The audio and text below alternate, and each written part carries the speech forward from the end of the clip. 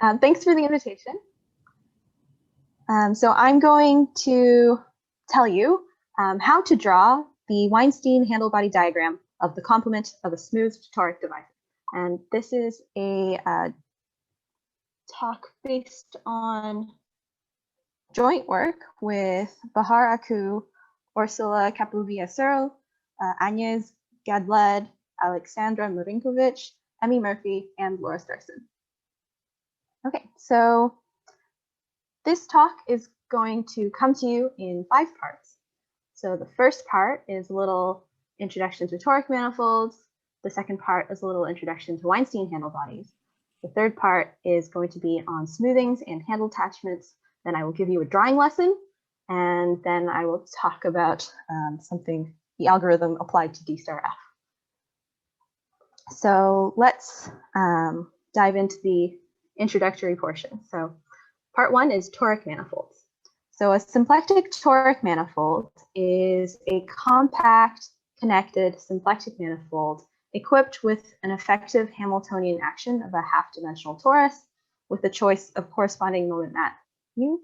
And the image of the moment map is going to be a polytope, which fully determines M, so the manifold. And this is called the Dalzant polytope.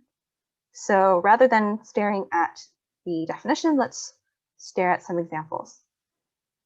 So the first example is the easiest example, and it's S1 acting on S2 by rotations. And the moment map here is going to be given by the height function, and it's going to send S2 to a closed interval. And so what I mean when I say this Dalzant polytope, which here is the interval, fully determines the manifold is the following, right? If I think about the preimage of a point inside the interval, that's going to correspond to a circle.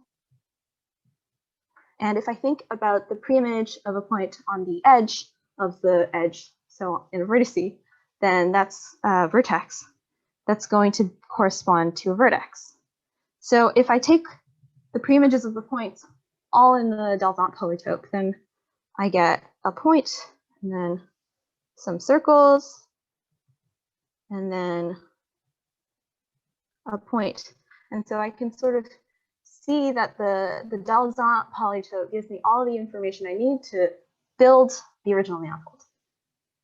All right, this is the easiest example. So let's take a look at the next easiest example.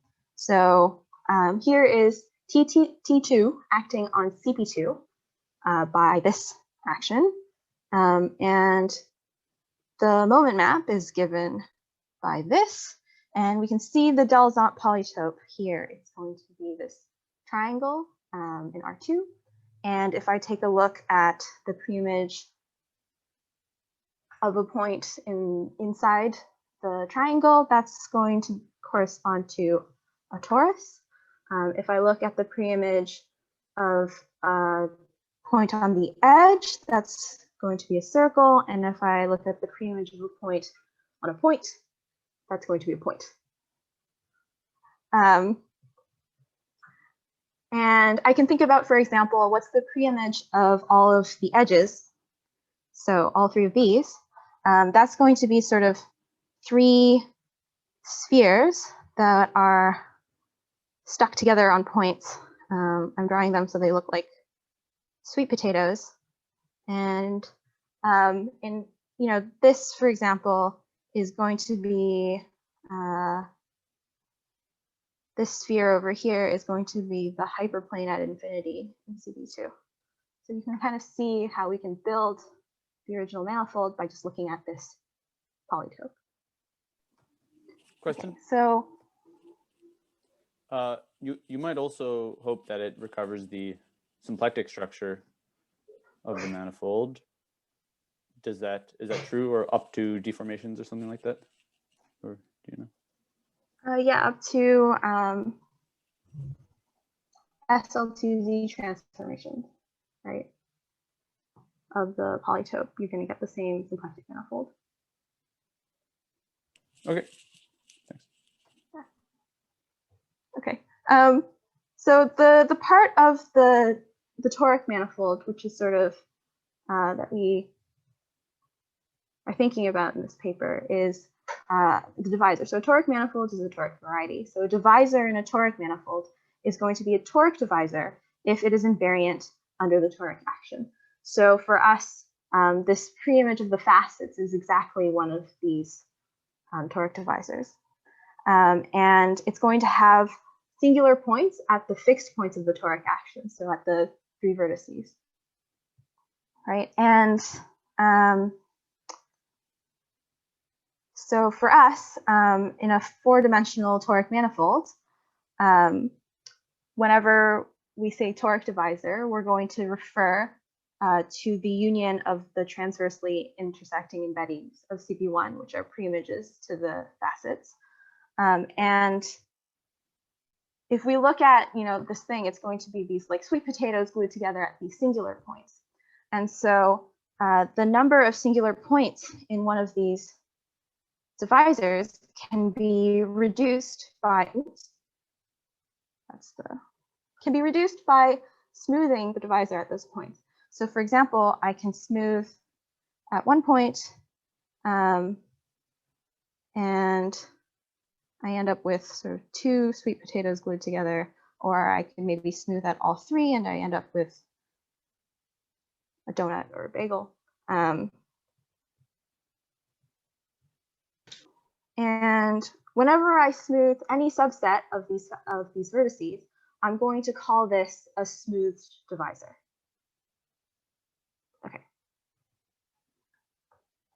Okay, and so let's talk a little bit about Weinstein handlebodies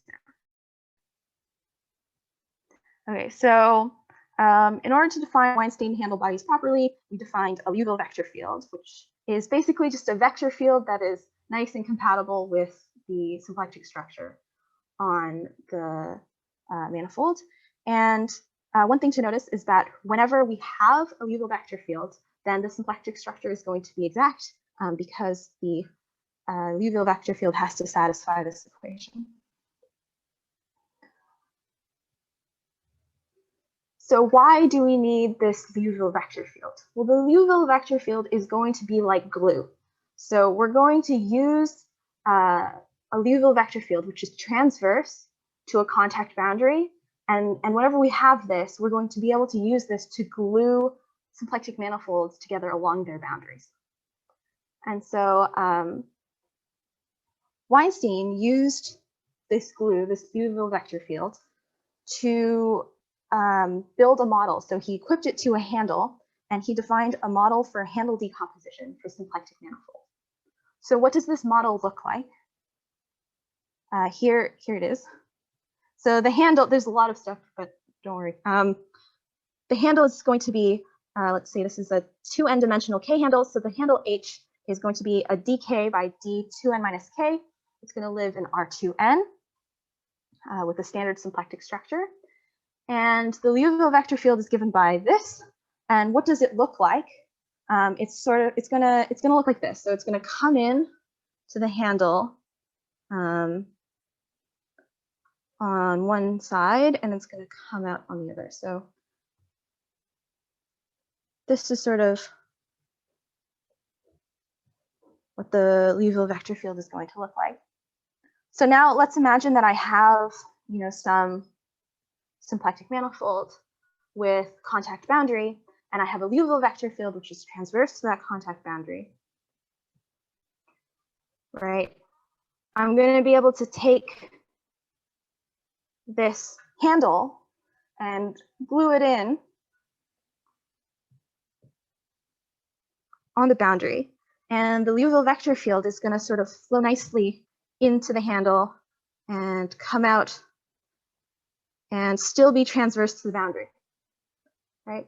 So then I'm going to be able to, keep gluing in handles in here, and that's sort of how I'm going to build these handle body manifolds symplectically. All right, so here's a little bit of handle anatomy, just to give you the language that we use to talk about these. So the core is going to be the dk times 0, so it's going to live here. And on the boundary of the core are going to be the attachments. That's the eraser. Are going to be the attaching spheres. So they're going to live here. And then we also have the co-core, which is the 0 times d2n minus k. And the boundary of the co-core is going to be the belt sphere. I picked pink. Okay. So then the final thing is the attaching region. So that's just going to be like a neighborhood of the attaching sphere, or you could think of it as this entire sort of part of the handle here, where I'm going to be gluing it onto the boundary of whatever I'm gluing it to. Okay, so here are some formal definitions. So a Weinstein structure on a smooth manifold W is going to be encoded by a symplectic structure on W, a Liouville vector field for that symplectic structure on W, and a Morse function such that the Liouville vector field is gradient-like for that Morse function. So that Morse function is going to tell us sort of like where to put the handles. And we define a Weinstein domain to be a manifold with contact type boundary and a Weinstein structure. And extending the Weinstein domain via cylindrical ends to infinity is going to give us a Weinstein manifold. All right, so when it has boundary, it's a Weinstein domain. When we extend that to infinity, this is extending to infinity, we get a Weinstein manifold. Okay.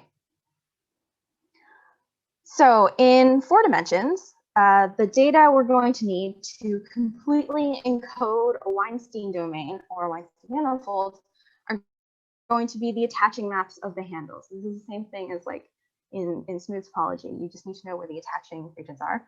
And these are going to be determined by Legendrian attaching spheres. So in dimension 4, the 1 handles are going to be determined by attaching spheres, which are going to look like pairs of balls, which we match up.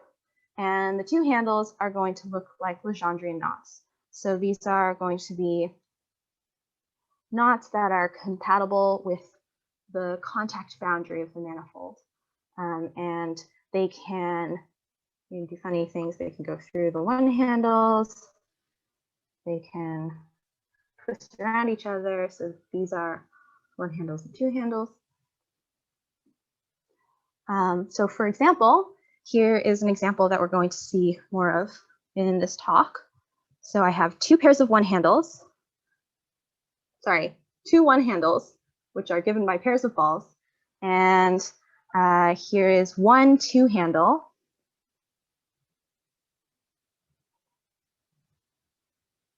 Which weaves around those balls.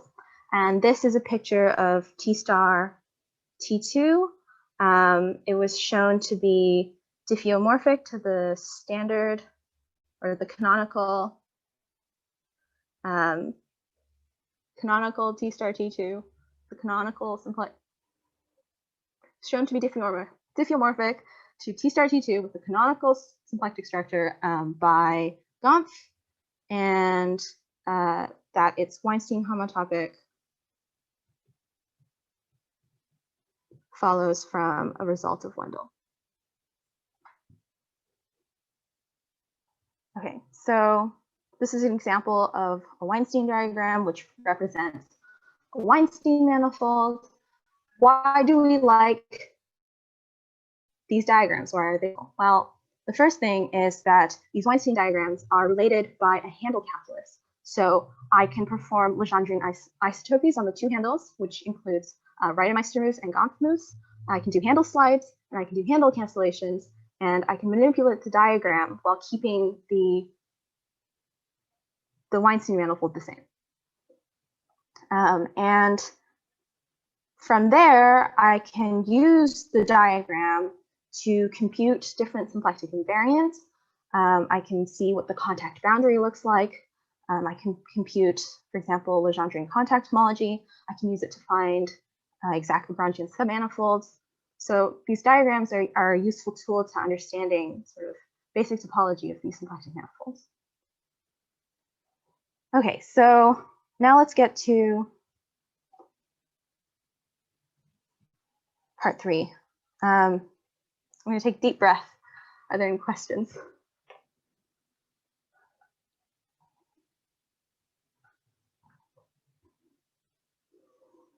You can't breathe if you're drinking water. Okay, so part 3 is smoothings and handle attachments. So in our paper, Weinstein handlebodies for complements of smooth toric divisors, the main thing that we do is we develop an algorithm which takes in a toric divisor smoothed at some nodes and spits out a Weinstein diagram of its complement. So let me talk a little bit about this. So here's the topological sort of heuristic picture, right? So if I'm smoothing a crossing in a toric divisor, it's going to be like attaching a handle to the complement. Right, so for example, I can take a look here and I have a normal crossing divisor, and I can take a neighborhood of this normal crossing divisor and cut it out of the manifold. What does the complement look like? Well, in this sort of heuristic picture, it's going to be sort of these 4 regions here, right? And now I can say, okay, what if I smooth it? So let me take that node in the middle where the singularity is, and let me smooth that instead. And so the resulting smooth toric divisor is going to look like this picture on the right side. And now let me take a look at the complement of a neighborhood of that. Right, so here is the neighborhood of this one, and I can take a look at a complement of it. So it's going to have these same sort of 4 regions as before, but also there's going to be a handle which connects 2 of these regions together, right? In this silly heuristic diagram. But the same thing happens with, an actual 4-dimensional manifold, and this is known topologically. And the question is sort of, how do we do this symplectically, right? And so we can take a look. So for a toric 4 manifold, the complement of the unsmoothed divisor, so if we just take out the 3 sweet potatoes unsmoothed, is going to be d star t2 in every toric manifold. You can kind of see that because if you just think about like what's living inside this triangle without the facets, right? Above each point in this disk is going to be a torus. And so the question then is, when is smoothing a node like attaching a handle to this d star t2? And without answering this question, I'm going to give you this definition. So this is a definition from our paper, and it says, for each vertex v of the Delzant polytope, let R be the ray generated by the sum of the unit edge vectors adjacent to and beginning at the vertex v. So a toric manifold with a chosen subset of vertices v1 to vk is going to be called v1 to vk centered if the corresponding rays r1 to rk all intersect at a common single unique point inside the interior of the Delzant polytope. So for example, I can take a look at CP2, and I can look at the rays coming in from all 3 vertices. Let's call them V1, V2, and V3. And I see that CP2 is V1, V2, and V3 centered. It's also V1 centered. It's also V1, V2 centered. Okay. Here's another example, right? I can look at CP1 times CP1. This is CP1 times CP1. These are actually both CP1 times CP1, but the difference is in this case, the symplectic areas are the same, and this one is bigger than the other, right? And so I can take a look at these examples, and I can consider what happens to V1, V2, V3, and V4, and I see that in this case, CP1 cross CP1 is centered with respect to all of its vertices. If I take a look at this example, I see that CP1 cross is V1, V3 centered, but if I try to look at the ray from V2, right, it's not going to intersect the rays from V1 and V3 at the same point. So it's not V1, V2, V3 centered. Oh my gosh.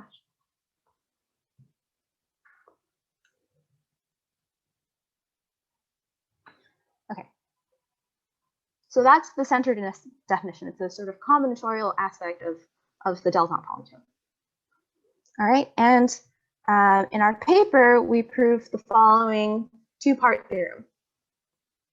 Okay, so let W omega be a V1 to VK centered toric manifold, and let D be the divisor obtained by smoothing the toric divisor at V1 to VK.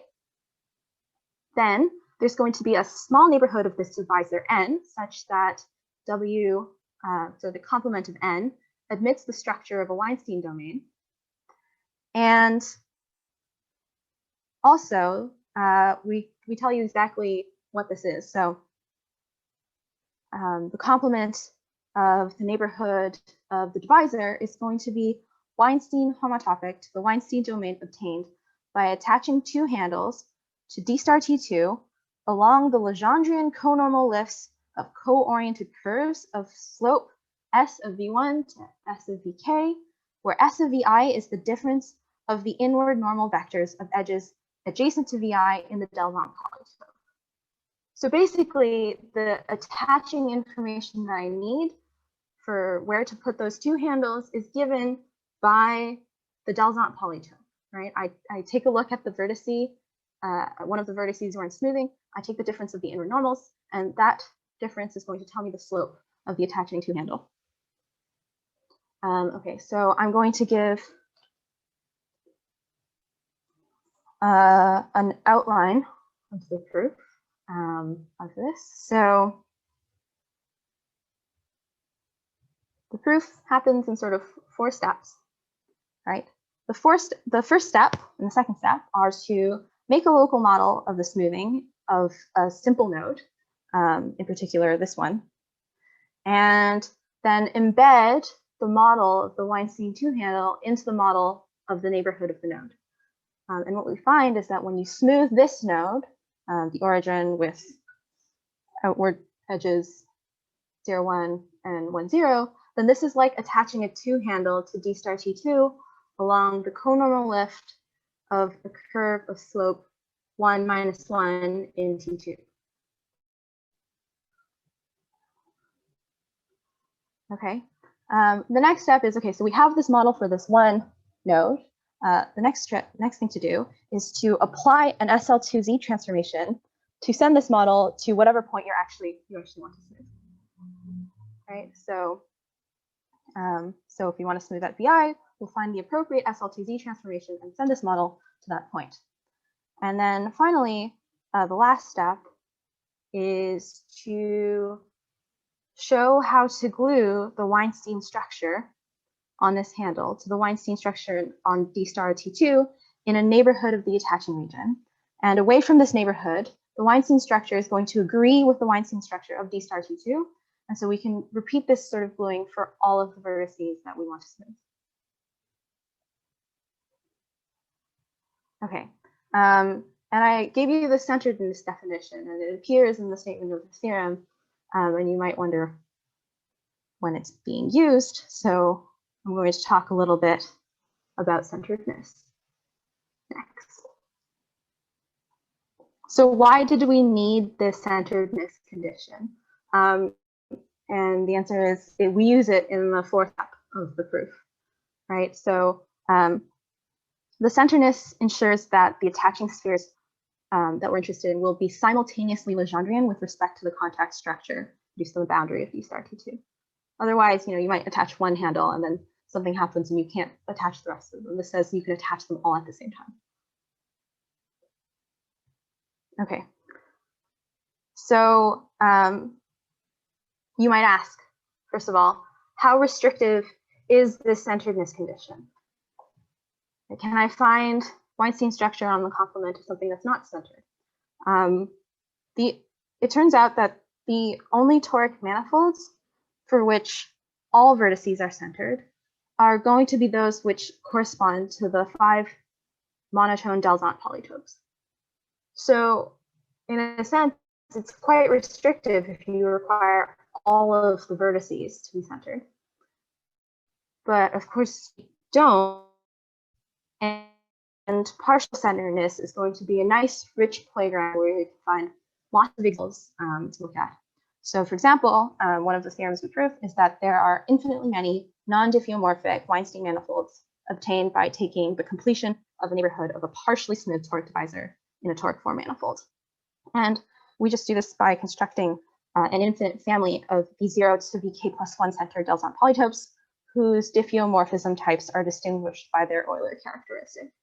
So we can come up with a class of these examples.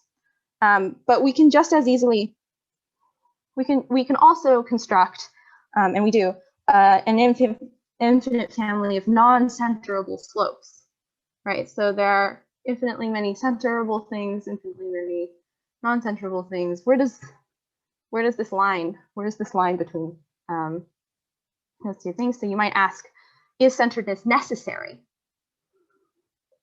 And the answer is ish. So here's a proposition that we show, right? So some non-centered smoothings cannot support a Weinstein structure because the resulting complement is not exact.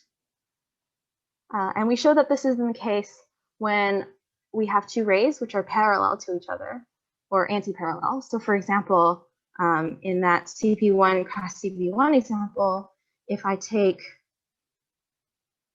these two rays, they're never going to meet each other in the middle of the manifold, so they're clearly not centered.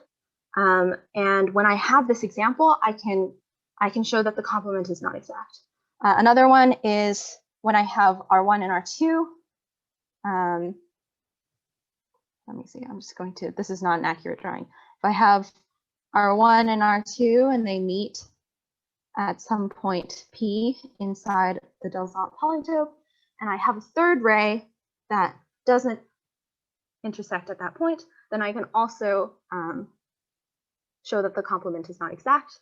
I do this by piecewise linearly constructing a symplectic surface with positive area. But there are other non-centered configurations that aren't covered by this proposition. So for example, I have the case where I have two rays and maybe they don't intersect at a unique point inside the interior of the Dalzant polytope, but they do on the outside. I don't really know what to do with this situation. Or if I have two rays that, they're not parallel, but they also, they're not parallel, but they also don't intersect inside the Dalzant polytope. I don't really know what to do with this situation. So one idea that we have is that maybe there is a necessary and sufficient version of centeredness, but it doesn't live in the toric manifold world. It lives in the almost toric manifold world. And so that's something that we're thinking about. Okay, I'm going very quickly, so we're going to take another drink of water and deep breath, and please let me know if you have any questions.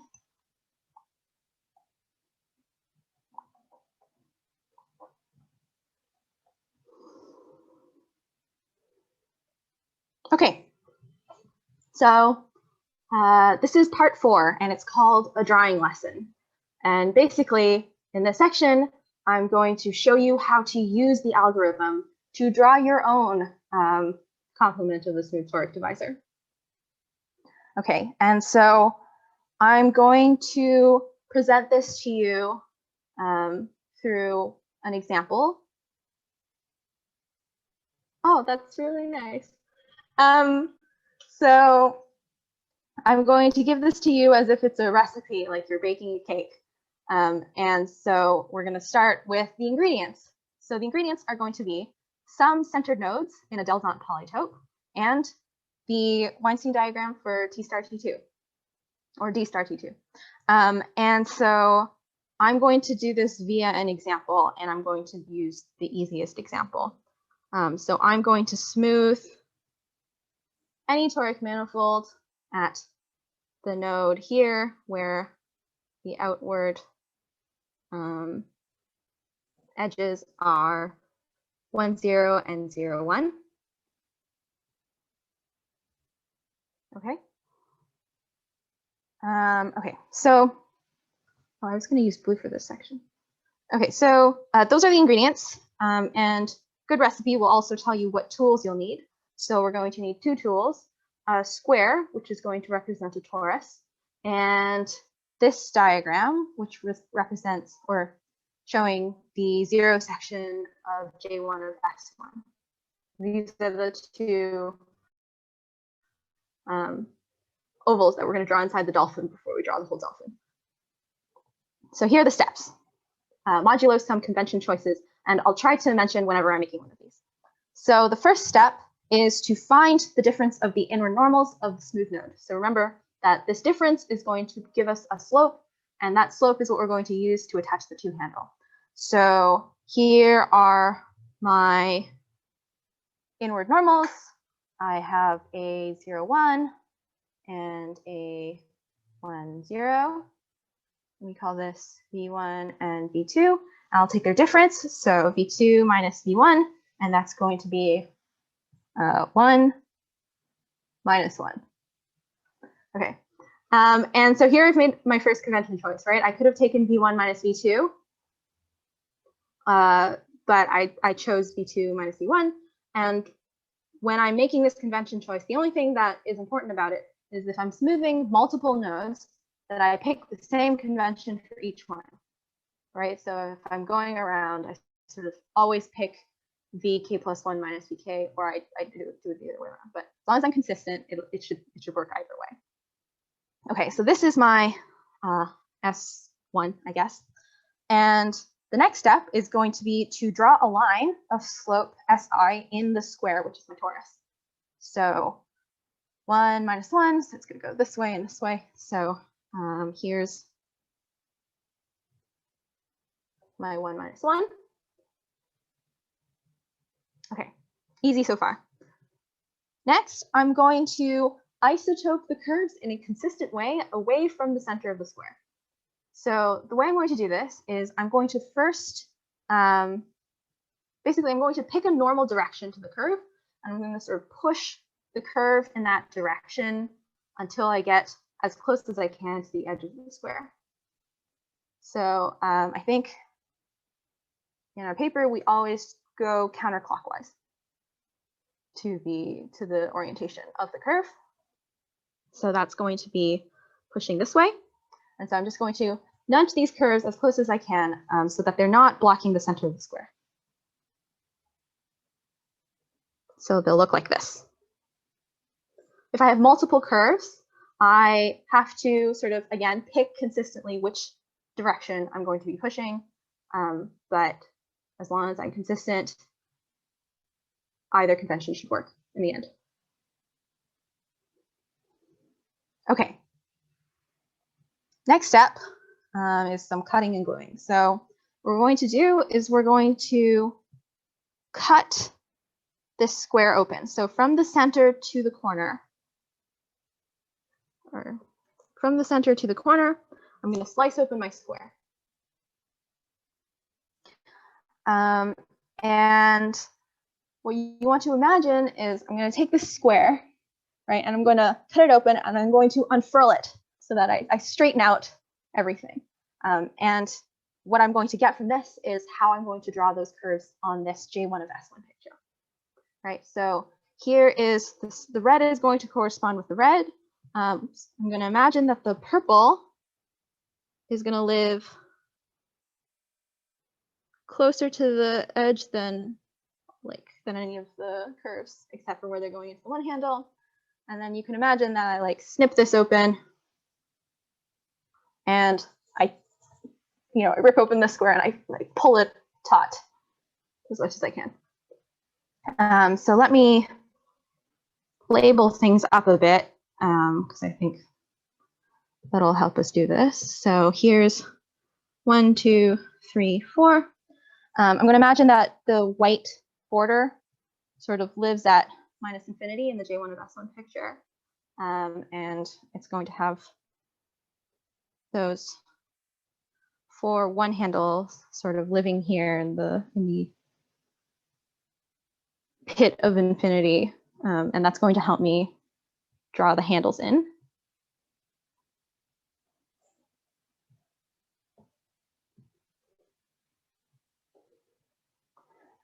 Okay, so and here what I'm going to be able to do is I'm just going to sort of follow, where is something coming out of a handle, and then I'm going to float over the zero section of the J1S1, and then I'm going to go back in where it goes back into the one handle. So here, for example, I see that the curve that's closest to the purple is coming out of the third handle and going into the second handle, and it's going from 3 to 2 without crossing the red line. So it looks like this.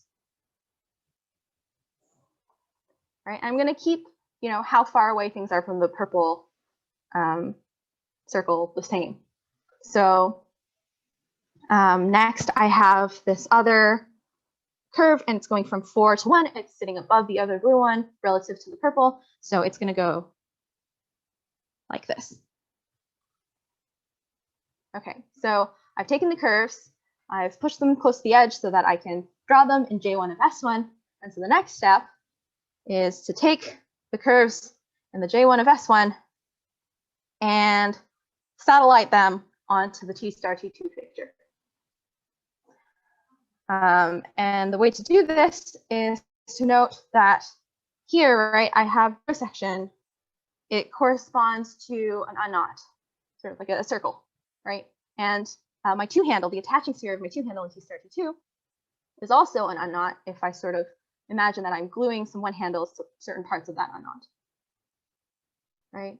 And so what I'm going to be able to do is I'm going to sort of draw these curves coming in and out of the one handles, sitting parallel to the purple knot. And so another way to say this is to note that the blue curves are Rabe push-offs, or positive Rabe push-offs of the zero section in J1 of S1, right? They're positive push-offs. And so in the T star T2 picture, there's still going to be positive push-offs of the purple curve, right? Except for where they're going into the one handles.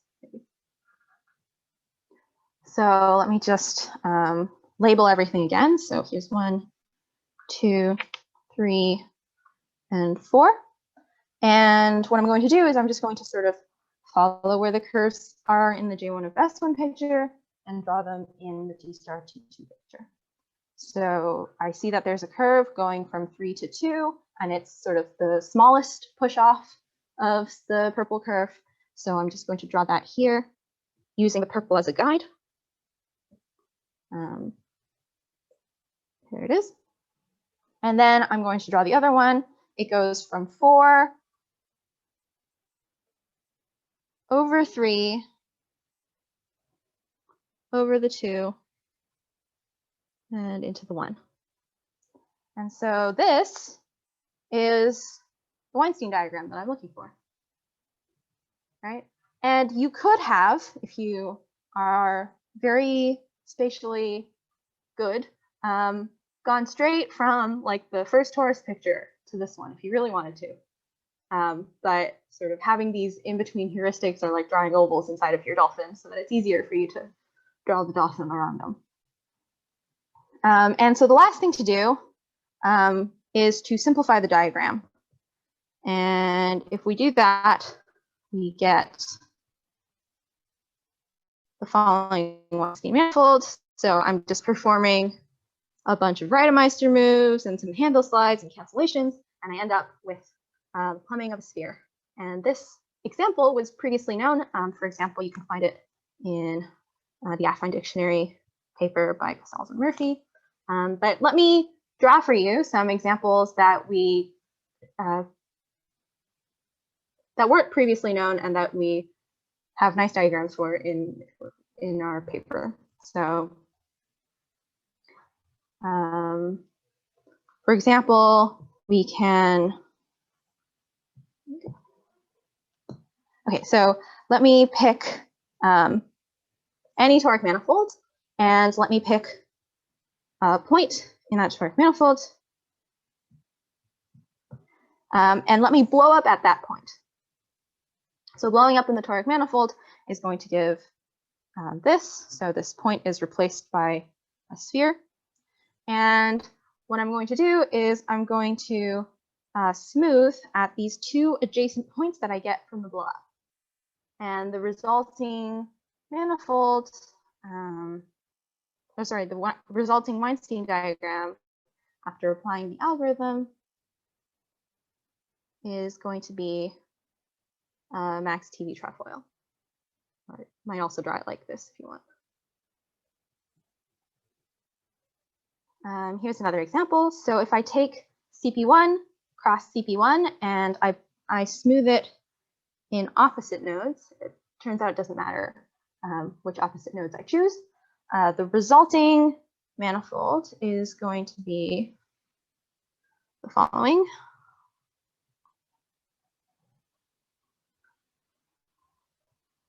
It's the plumbing of two spheres, and the mirrors for the plumbings of spheres are known and is proven by Eku and Keeley, but maybe this complement of a toric divisor story was not known, so this matches up.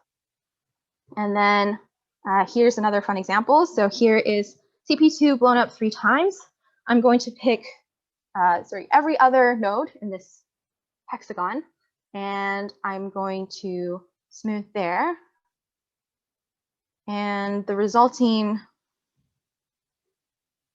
guy, if I draw it correctly, is a 2-4 torus knot. I think I did that right. And so far I've been cherry picking some very nice examples. Here is a less nice example. So if I take the same manifold, a more impressive example, not less nice, more impressive. If I take the same toric manifold and I smooth at all 6, that means I'm doing 6 handle attachments. So you can imagine that things get more complicated. And this is the kind of Weinstein diagram that I end up with. I can probably do some further simplifications, but it's always going to be something with 6 2 handles in it. Or 6 minus 2, 4 2 handles plus the 1 from the T-start. So 5 2 handles in it. So it's going to be a complicated diagram. Here is maybe an interesting example. So if I smooth CP2 at all 3 nodes, this is going to be the Weinstein diagram of the complement of a smooth cubic CP2. Okay. Any questions about that? Hi, Angela. I believe that the fumbling example that you draw is when you smooth all the 4 corners of the P1 times P1, right? I believe if you just smooth 2 opposite ones, you should get the status 2, no?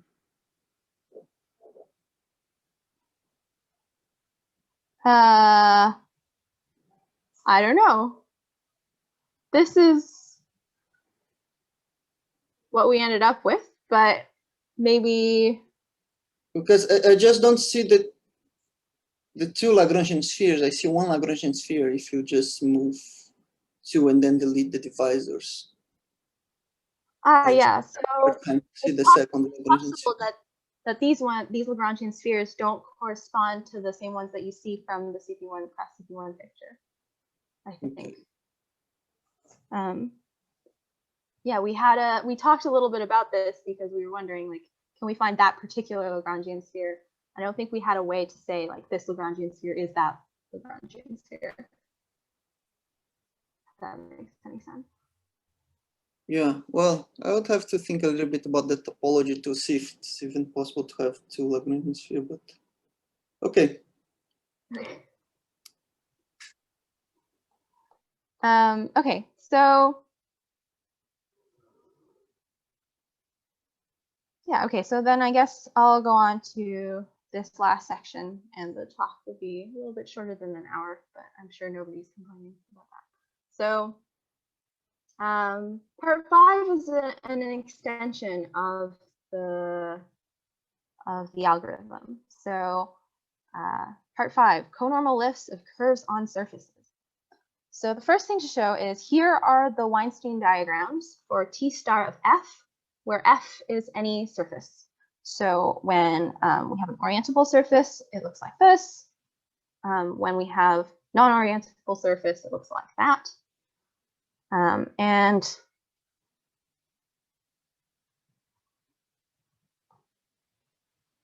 so these diagrams were known previously.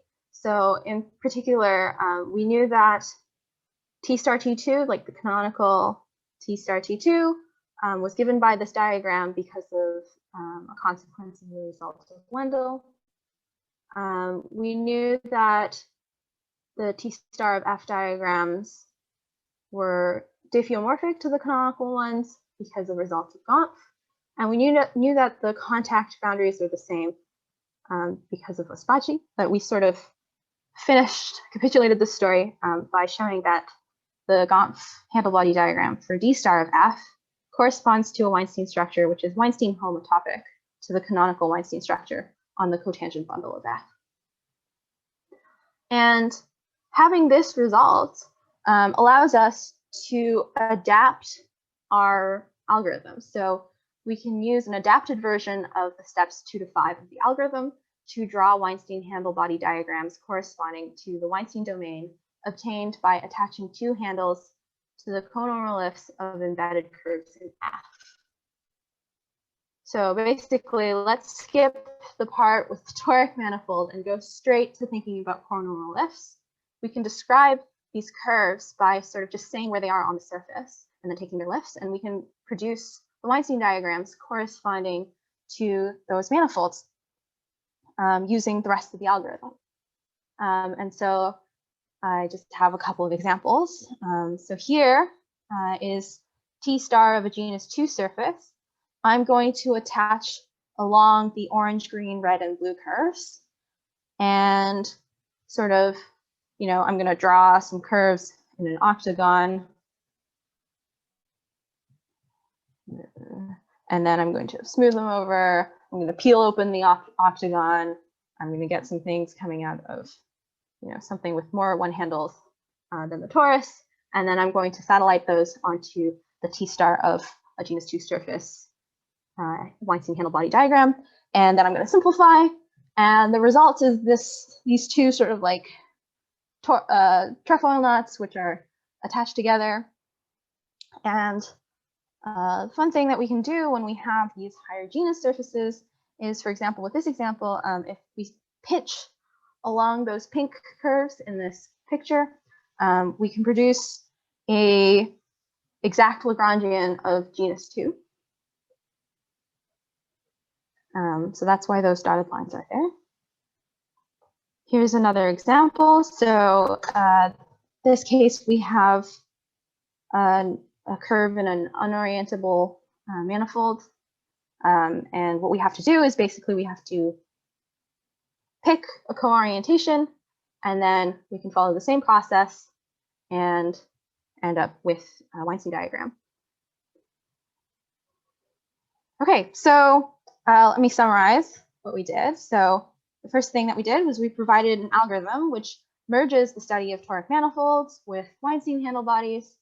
And we found a centeredness restriction to the existence of the Weinstein structure on the complement of the smooth divisor.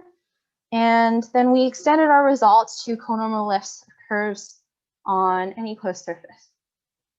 And so some things that we're thinking about maybe in the future are, does anything like this extend to maybe a higher dimension?